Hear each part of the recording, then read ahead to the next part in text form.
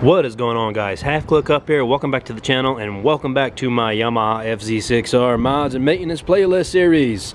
In today's video we are going to be dropping our gear ratio to a 327, and we're going to do that by installing a 49 tooth rear sprocket from Vortex.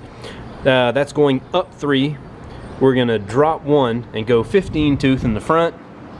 Gonna pop a new 520 VX3 gold chain on there from DID, dress her up a little bit with these blue nuts from Driven Racing, and gonna install a 12 o'clock lab speedo healer to compensate for the gearing change.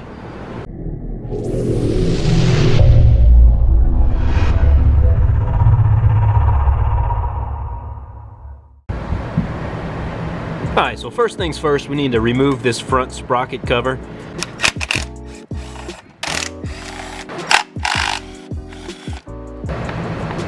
By the way, it's worth noting that the bolt to the far left is longer than the others. There's only 3 of them, so 2 shorties and this long guy. Long guy goes on the left. So I find it advantageous to remove the chain guard. And it's pretty simple to get to except for one bolt, and it's a little guy underneath here, and I'll show you guys how you get to that. So you're going to need a standard little Allen key, and you come up from underneath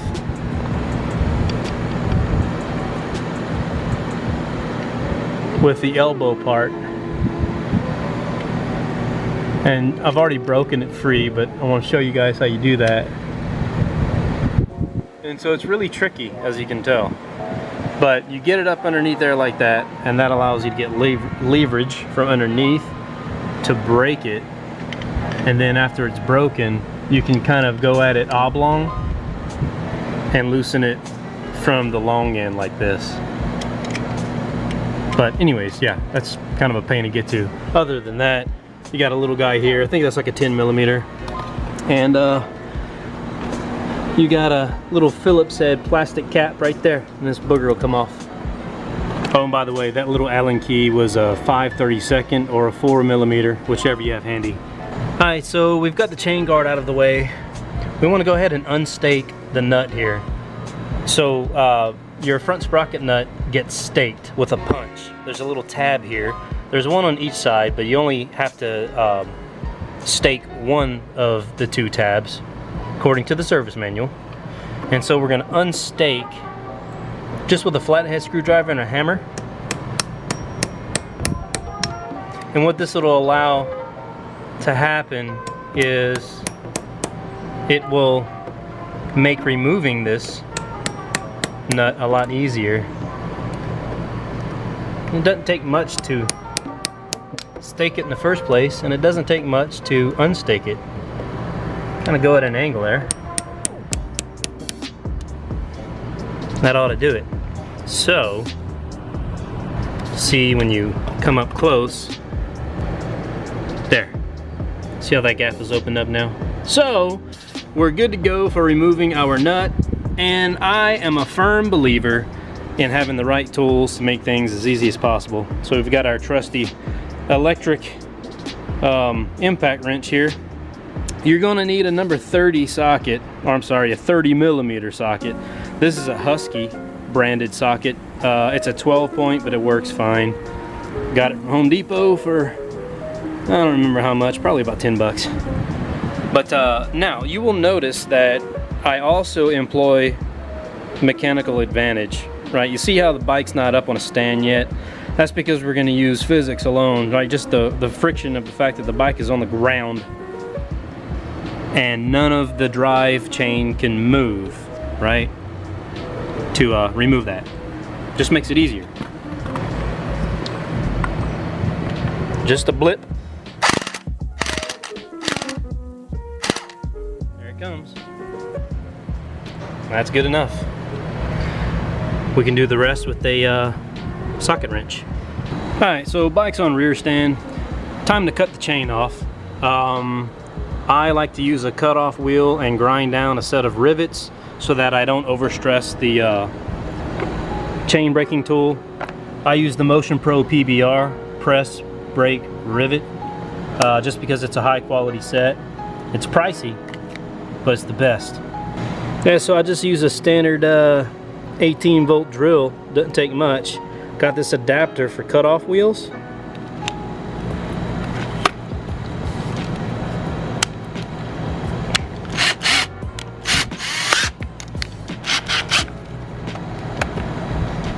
And all you do, stick your blade in there.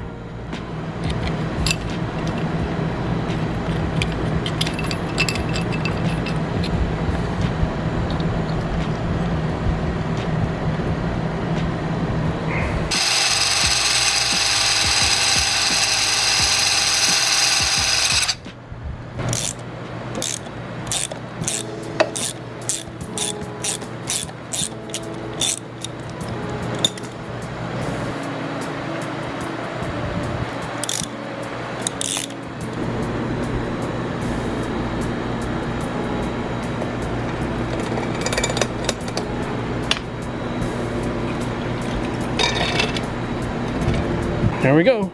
Let's go have a look-see right fast, why don't we? Alright, so I do keep track of chain mileage in the notes on my iPhone, and compared to what was in the notes, subtracted from what's now on the odometer on the motorcycle, I got 13,332 miles out of this DID 520 VX3 chain. And you can see it does have some kinking tendencies, and it does have pretty good stretch to it. So there you go, guys, for the bushes. Now remember, we already broke this nut free while the bike was on the ground, and so now the removal process is a lot easier.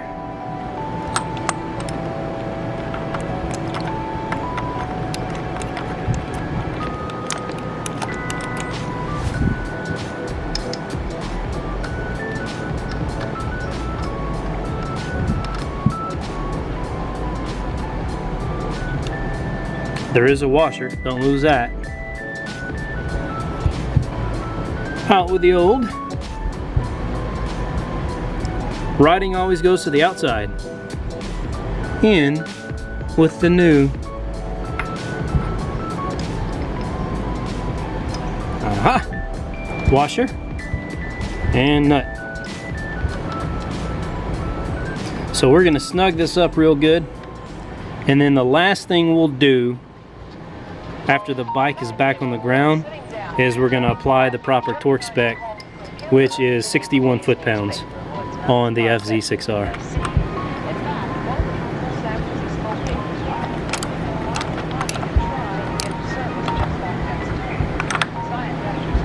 Alright, so that'll do for now. Alright, 22 millimeter gets the rear axle off.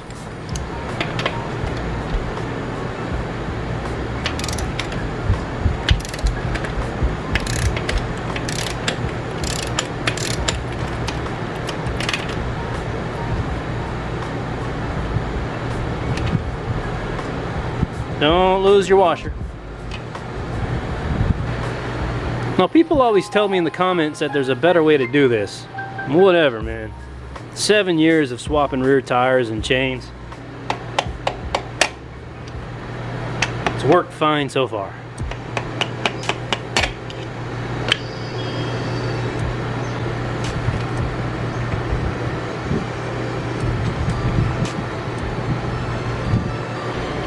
Make sure you lay your wheel on a soft surface so that you don't scrape up your brake rotor too.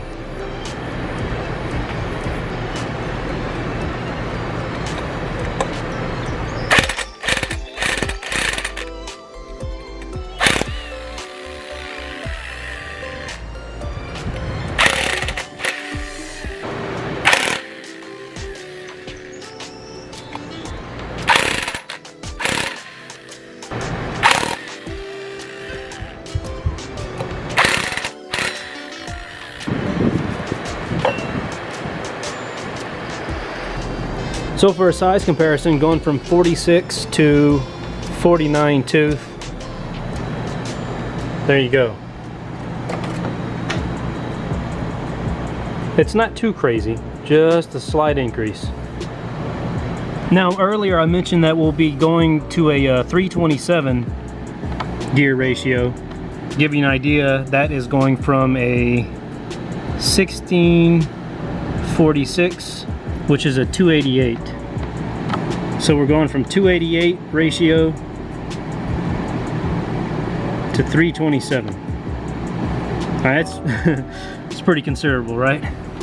It's pretty considerable. Ought to be awesome. Alright. Seats nicely. Fun fact, and something that needs to be addressed. So these factory nuts are torque spec'd for 57 foot-pounds. 57 foot-pounds, man. That is significant. Now, compared to our little bit of blue flare we opted for, the Driven Racing billet aluminum nuts, if you can see, 29 foot-pounds max.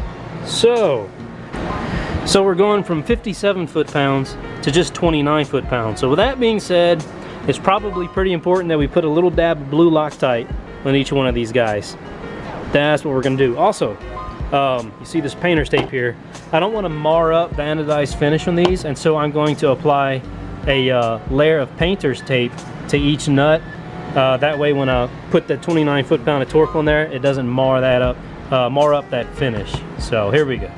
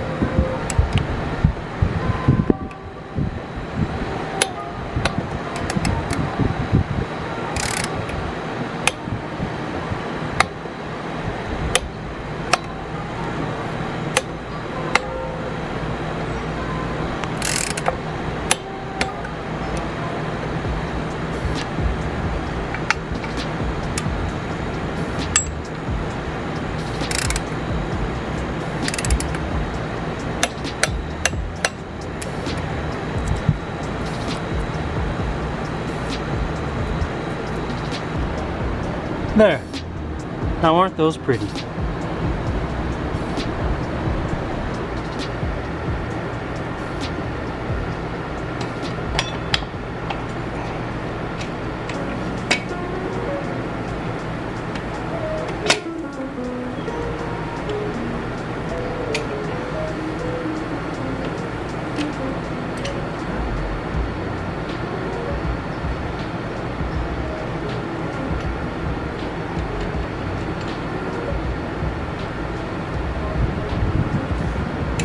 Alright, our wheel is back on. Let's check this guy out.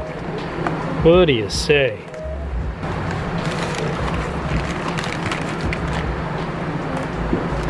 These are always so pretty, man. Look, it's like a fine steak wrapped, right? Doesn't it look like something wrapped at a meat market? Fantastic.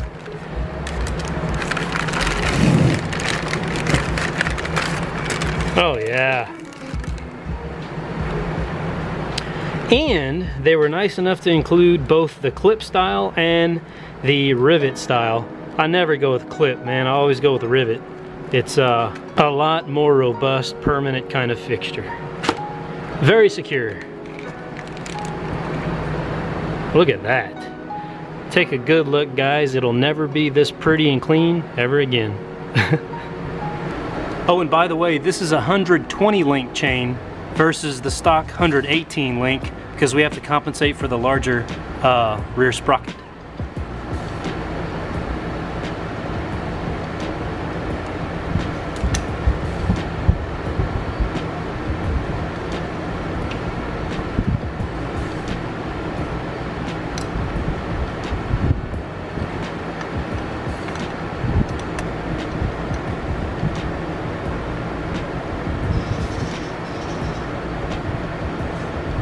And there you go. She made it all the way without having to do any kind of axle adjustment. So that's good. It's a little loose, obviously, so we'll be making some final adjustments after we go ahead and get the rivet master link in place here. But just a quick preliminary look, guys. How about that gold on that blue? Yeah, it's gonna be sick. Your chain kit includes the proper grease for the rings.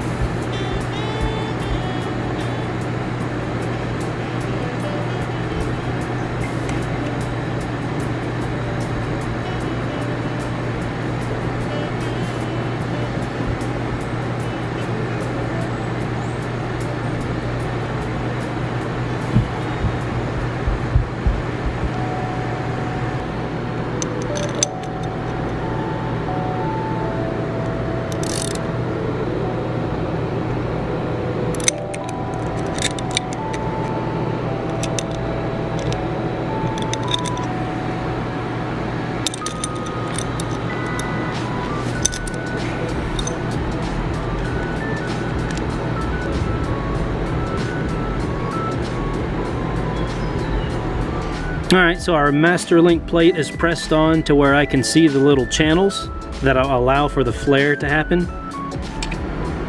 Set to rivet.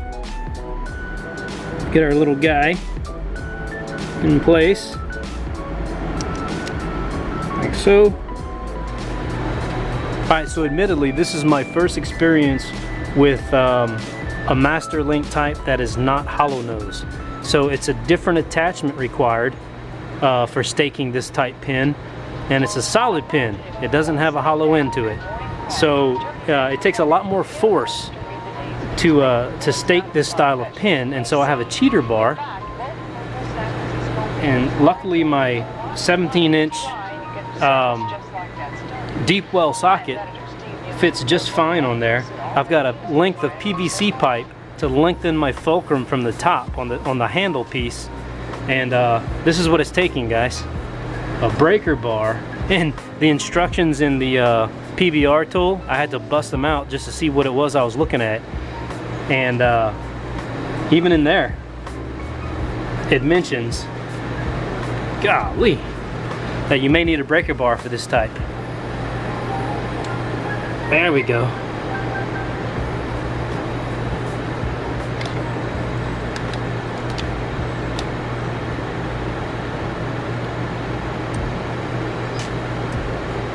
Alright, let's see what that looks like.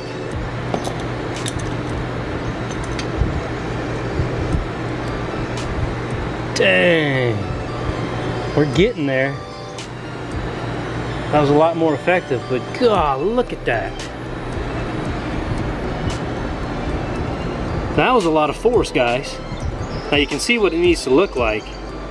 Look at that. Compared to no impact. A little bit of impact. And it needs to look like that, or close to it anyways. Wow. All right.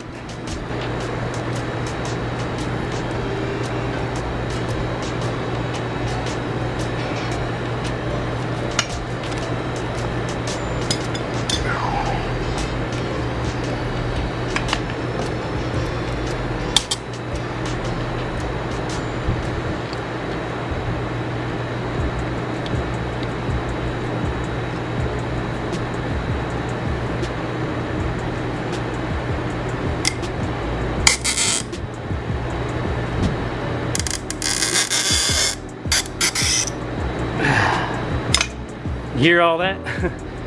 That's physical limitations of the tool, man. All right. So DID recommends 5.4 to 5.6 millimeters on a flare. The factory flare is, yeah, just under 5.6. Check this one.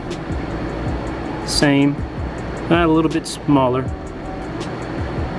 a little over 5.4. So that is, sure enough, the spec identified on the interwebs. This is our flare. Again, 5.4 to 5.6. Dude, look at how close we are. Look at how close we are. Damn. Now, while that might be good enough, it looks like she can withstand just a little bit more of a squeeze. So we're gonna do it. We're gonna try. This tool is absolutely maxed out though. That's for sure.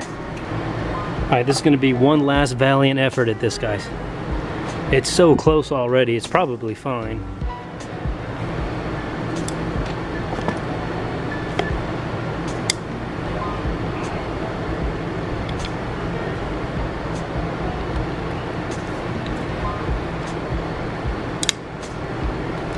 Oh, all right, now we're scooting the bike. Okay.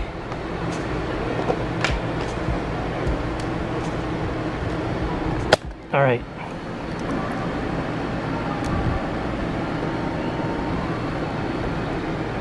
New flare size.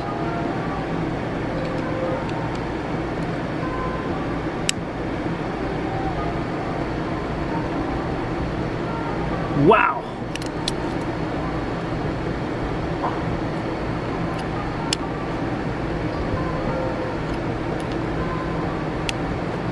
Yeah. 5.28. Goodness gracious. 5.27.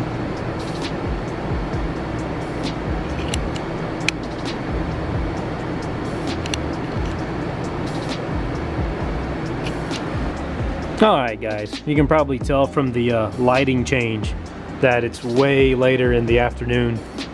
In fact, we're about out of daylight. I actually had some errands to go run and some things to do, and so I stopped right there where you saw the caliper reading on our master link. And before I left to go run those errands though, I actually got the PBR tool basically stuck on there. I had the dang thing tweaked so tight on there that I had to fight to get it off, and it was almost a problem, but I got it off, so it's all good. But with that being said, that 5.2, 5.3-ish millimeter flare, that's just gonna have to do, guys, because I really was about to exceed the capabilities of this tool, and I don't want to break my tool. So lesson learned. I'm sure it's gonna be fine, but from here on out, man, I'm gonna make sure that I only work with hollow pin master links, because that was a bear. Pretty good staking to it though. It's got a nice square profile, but yeah, anyways, so that's it, guys. I do have to tighten the slack out of it, right, and button everything back up, but then that's it. Don't forget your 61 foot-pounds. So I'm actually gonna set the bike back down after I tighten the chain. I'll put my 61 foot-pounds on the front sprocket nut and button her all back up, get her all good and ready to go. First ride is not going to be today, so tune into the next video for first ride and speedometer calibration. You'll find all that in the next video. Anyways, as always, guys, if you have any questions, comments, drop them down below in the description or the comment section down there, and I'll answer them to the best of my ability. But as always, this has been me, and that has been you. If you enjoy this kind of tutorial type stuff, smash the like button, share the video if you don't mind. I'll catch you guys in the next one. Peace and goodbye.